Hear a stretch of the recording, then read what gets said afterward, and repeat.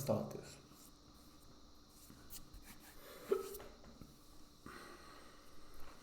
Alright lads, welcome back to the channel. I know it's been a very, very long time, but we are back for the 2023 NRL season, and we're kicking it off with my 2023 ladder prediction.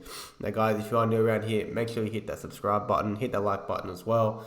But look, we're going to get straight into these ladder predictions, man. We've had 3 trial games so far, and I haven't really taken anything from them. They've all been snooze fests, other than the Manly Rabbitohs one, but yeah, look, we're going to get straight into this ladder prediction. Like I said, it's going to be a very, very weird season, man, especially with the 17 teams, everyone having a bye each week.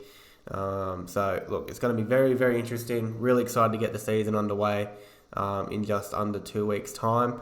But, look, let's get straight into the 17th spot. It's a pretty common theme at the moment for this team, being pretty low on the ladder. But I think a lot of people have them pretty low, and for me, I have got the St. George Illawarra Dragons winning the wooden spoon. Yeah, look, I don't think they have a very good squad this year. They weren't the worst last year, but that's because Ben Hunt played like one of the best seasons of his career. So Dragons for me are 17th. They've had a lot of off-field drama as well, even in training drama, but look, they don't have a good squad this year. A lot of youth coming through. Give them a few years to maybe even make the 8 again, but who knows what the Dragons are doing with their future, man. I have no idea. And for me, they are getting the wooden spoon. In 16th, some people have this team pretty high, and I just can't see it. I really can't see it. In 16th, I have the Newcastle Knights. They've gone through a lot of moving and changing in this off-season, from what I know. Kalen Ponga will be playing 6 all season, probably, hopefully. For the better of his career, I hope he does play there all season, not just 3 games he plays shit and they drop him back to fullback. They can't do that now that they've signed Lachlan Miller. But look, I've got Knights in 16th. I don't think they're going to trouble any team this year. And maybe not for the next few years. I think Adam O'Brien will probably be the first coach sacked this year. But yeah, no, Knights for me are in 16th. They don't impress me. They don't excite me. I'm not going to watch any Newcastle games unless they're playing Brisbane. I'm going to be completely honest. But yeah, for me, Knights are 16th. In 15th, we have little brother. We have the Gold Coast Titans. Yeah, I don't even know what to say about this club, man. They once you think they start getting things working and started going forward, they take 2 steps back. It confuses me, man. Like, you let go of Fogarty, and then you fall off a cliff again. You sign Kieran Foran, which obviously it's a good signing, but what's the point in that? Like, I understand he's going to help you try and make the 8 if you even have the talent to do that. But you get rid of Fogarty to give Sexton an opportunity. You don't play well last year whatsoever. So you bring in another experienced half to not let Fogarty play. Or you have Tanner Boyd there who played well at the back end of last year. And now you got Jaden Campbell, who's your number 1 fullback option. You should be doing what Newcastle are doing and playing Brimson at 6 if you want to go that direction, which there's been a lot of talk about. Like, I've heard over the years, Brimson's the new Darren Lockyer. Like, well, if you want him to be the new Darren Lockyer, put him at the 6 now then. Because you aren't going anywhere with him at the 1. Jaden Campbell's sitting there ready to go. He's literally one of your best players last year, and even late in the year before. So, I don't know, and there's all this speculation about Dave Fafita, whether he's staying or he's going. But the only thing the Titans have that I think is pretty solid is their forward pack. But everything else is just unknown, man. If Kieran Foran goes down, I don't know how the hell they're going to go. And they're not very deep. They don't have a very deep squad, in my opinion. So, for me, Gold Coast are 15th. Little brother, stay down there, mate. That's where he's belong. In 14th, we also have another little brother. We have the Dolphins. Now, Dolphins are obviously the new team coming in this season. It'll be very interesting to see how Wayne Bennett goes with this squad, man. Obviously, Anthony Milford on that team, Tessie New, Kenny and Jesse Bromwich, Felice Kafusi, Ray Stone, Hammer. Like they've got some players, man. But other than their starting 17, they don't really have anyone else. So they get an injury or two, which is going to happen. It's the NRL. Injuries happen every week. They're going to struggle a little bit. But with Wayne Bennett coaching and some of the experienced players that they have in that squad, I don't think they're going to be 15, 16, 17. I think Wayne Bennett will get them to 14th at least. So for me, Dolphins, it'll be very interesting to see how they play. But obviously being the new team in the league, the expectations aren't very high. But I think they're higher than expected considering Wayne Bennett's the coach. So we'll see how they go this year. But look, they are a new team. I don't expect too much from them. In 13th, initially, I did have the West Tigers higher. But there's still a lot of unknowns for the West Tigers for me. I did have them around 12th to 11th, but again, I don't know about them. So the Tigers are in 13th. They signed John Bateman, which is, it's a great signing, but from all reports, he's going to be playing lock. I don't think he's a great middle forward. I prefer him on the edge. They obviously let go of Jackson Hastings, who's probably one of their best players from last year and the year before. But I think the halves pairing this year is Luke Brooks and Adam Dewey. They've got some good talent there. Charlie Staines has come in as well. They lost Luke Garner, which I think is a pretty big loss. But yeah, a player to watch for the Tigers for me this year is definitely Stefano. I was hoping he would have a good year last year, but he didn't really have a great year last year. So he had a good trial game the other day as well. But Tigers for me, I think they're going to be better. Obviously, they've got Coruscant as well coming through. Completely forgot about that. So they've got a decent enough team there to finish 13th. Dane Laurie at fullback, or even Charlie Staines. I didn't like Charlie Staines there at fullback during the trial game, so I'm assuming Dane Laurie will be fullback, Charlie Staines on the wing. But Tigers for me will be 13th. I think it's a bit of an improvement from last year. Obviously, they finished last.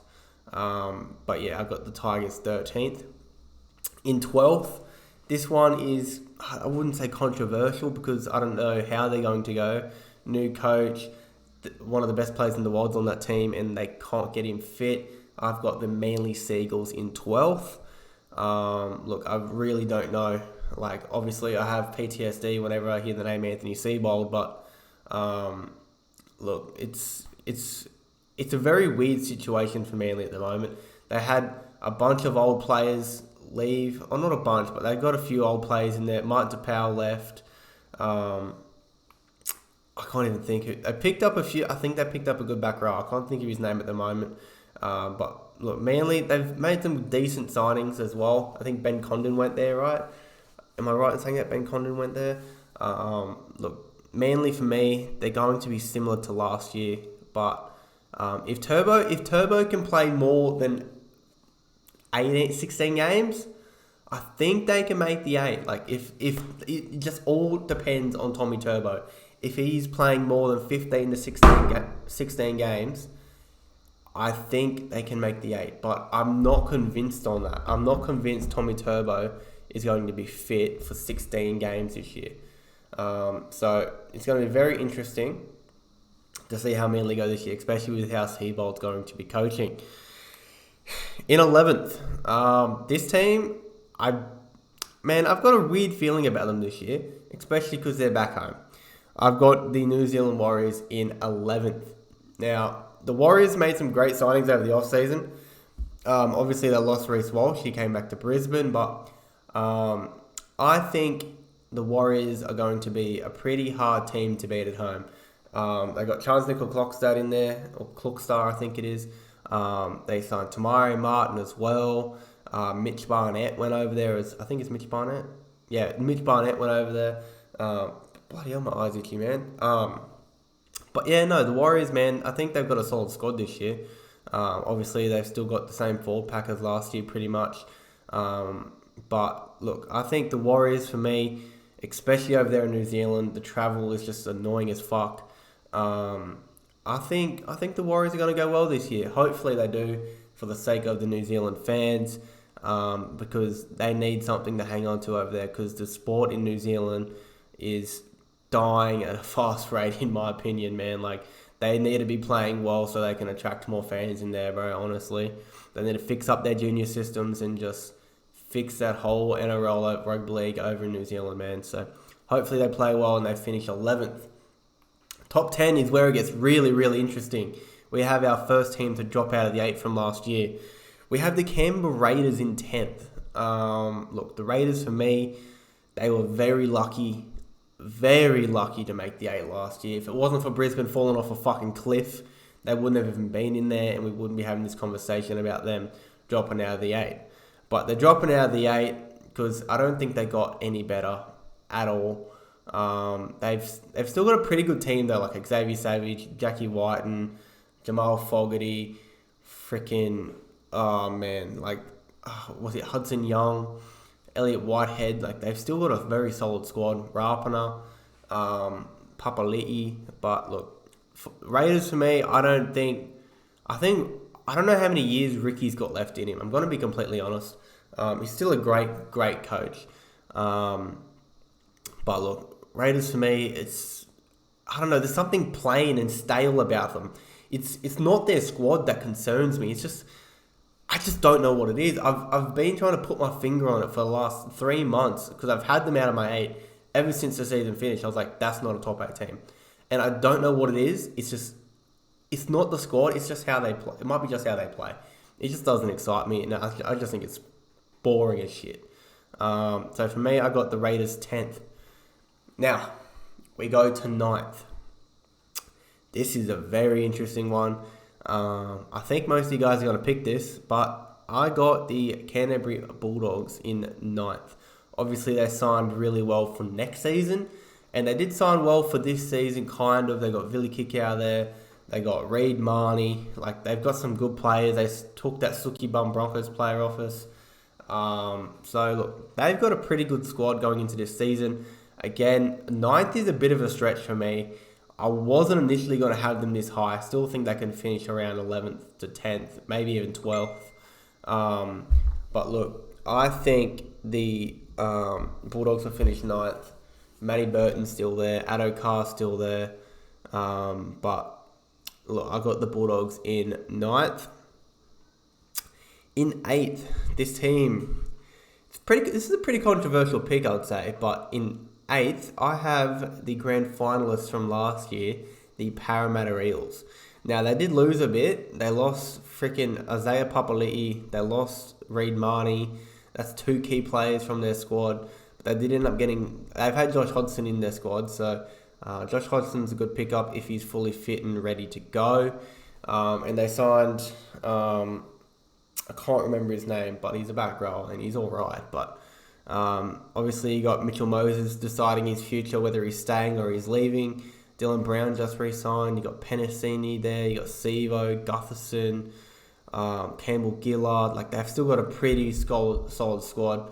And 8th is maybe a little bit low for Para, but I think they're gonna struggle a little bit more than they usually would this year. I don't know. It's a weird thing about Para. Obviously, they've been pretty consistent over the last 4 or 5 years. But I think they might fall a little bit this year and they'll finish in that 8th spot. But it wouldn't shock me if they finish high, man. Like, obviously, they have the squad to do so. But for me, I've got Parramatta at 8th. Now, in 7th, this team, they played pretty well last year. New coach last year, new system. I've got the Cronulla Sharks in 7th. They're a pretty good squad. Nico Hines, obviously, the reigning Dahlia medalist. But look, Sharks for me, I could have easily had them out of my 8. Sharks are such a boring team for me to watch, man. I don't know what it is. But they did pick up I'm pretty sure they picked up a new front rower from the New South Wales Cup, or under-19s New South Wales team, should I say, from the Knights, because they let go of Lachlan Miller. But for me, I got the Sharks in 7th, obviously.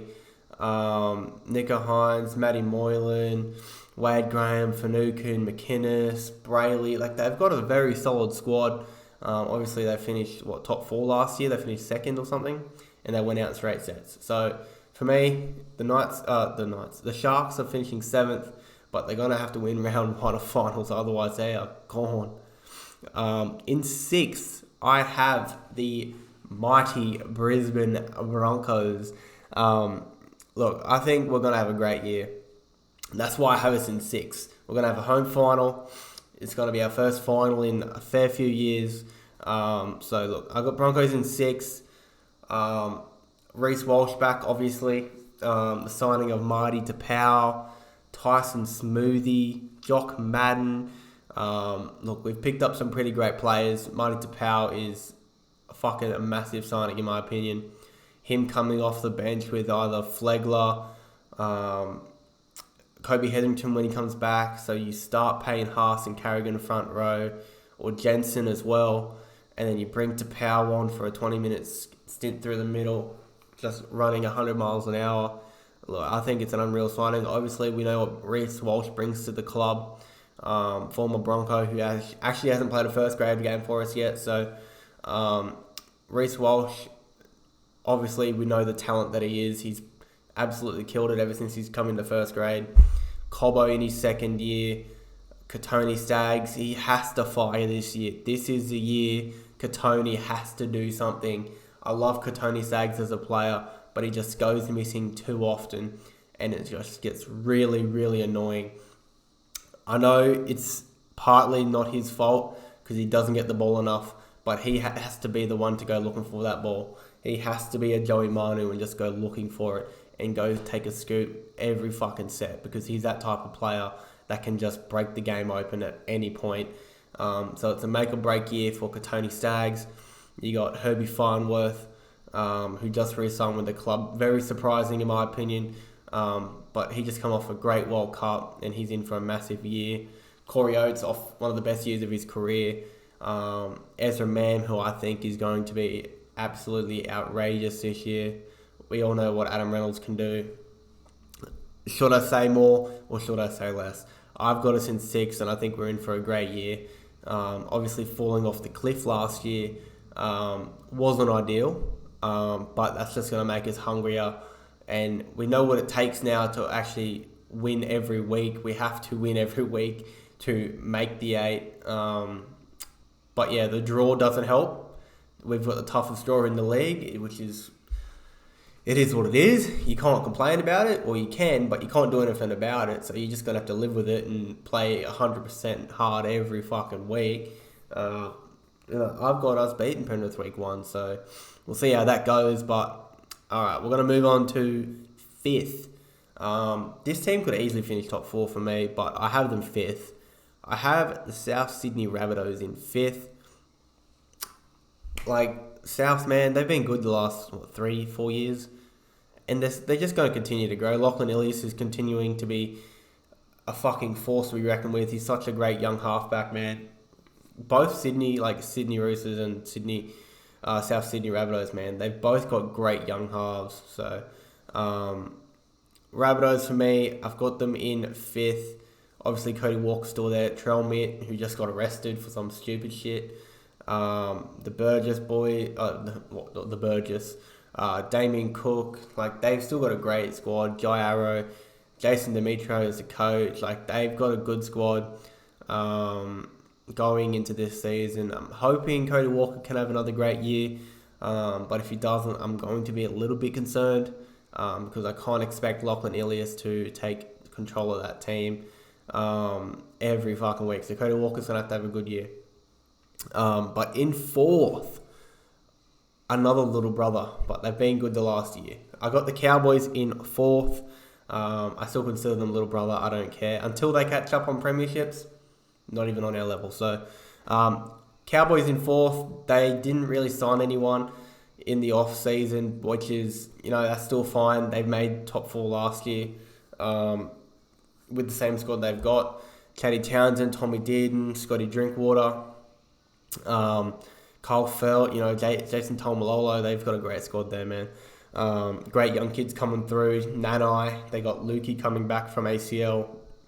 One thing that kind of concerns me, and I've spoken to Nick from Australia about this a fair bit, is the fullback role. I know Scott Drinkwater's got down lock, but it kind of concerns me that he doesn't have anyone pushing him for that fullback role at the moment.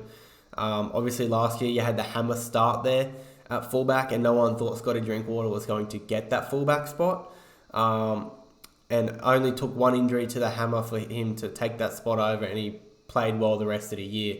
But there's no one at the caliber of Scotty Drinkwater pushing for that fullback spot. So let's hope Scotty doesn't get complacent and just know that that's his spot, because like last year he had to work for it and earn it, and it made him a better player for it. So look, I think the Cowboys are going to be in for another good year in fourth. So expect a good year from the Cowboys, but we're still going to beat you round 2, boys, so it doesn't even matter.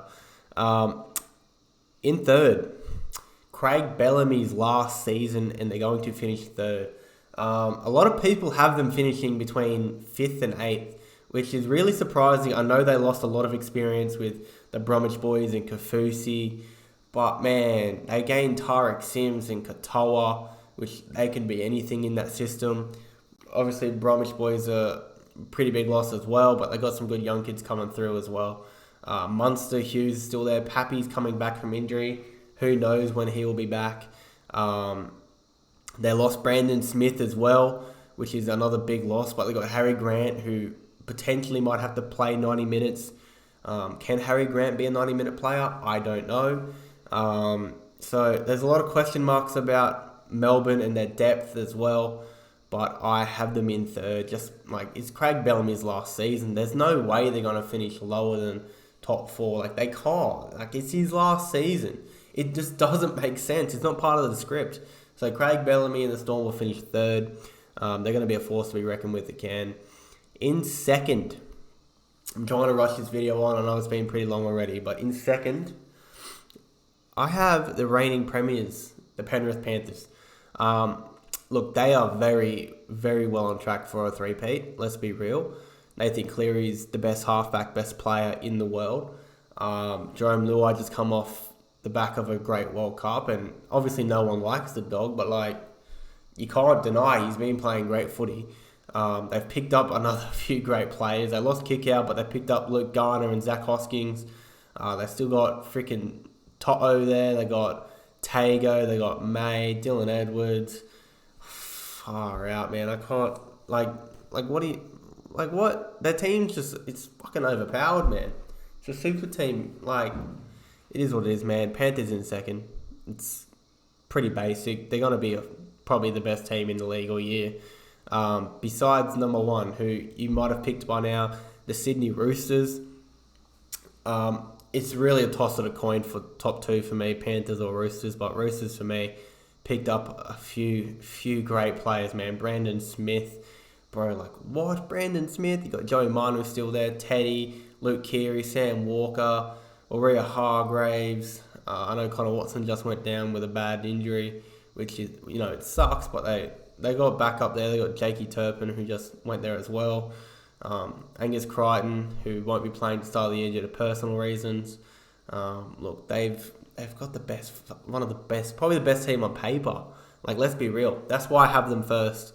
But I'm going to go over this top 17 again, and I'll leave you guys to it. So I've got 17th, the Dragons, 16th, the Knights, 15th, the Titans, 14th, the Dolphins, 13th, the Tigers, 12th, the Manly Sea Eagles, 11th, the Warriors, 10th, the Raiders, 9th, the Bulldogs, 8th, the Eels, 7th, the Sharks, 6th, the Broncos, 5th, the Rabbitohs, 4th, the Cowboys, 3rd, the Storm, 2nd, the Penrith Panthers, and 1st, the Sydney Roosters. Now, that is my ladder prediction for this season, guys. So make sure you guys hit that subscribe button, hit that like button if you enjoyed the video. Hopefully, we're going to have more videos coming in the season. I was going to do a preview for the trial game against the Titans tomorrow, but I don't think I'm going to worry about it. I'll be going down to Sydney next week to watch the Panthers versus St. Helens World Club Challenge, which will be probably a great game to watch. But guys, I'm going to leave you guys to it. Make sure you guys have a great weekend. I'll see you guys in the next one. Peace.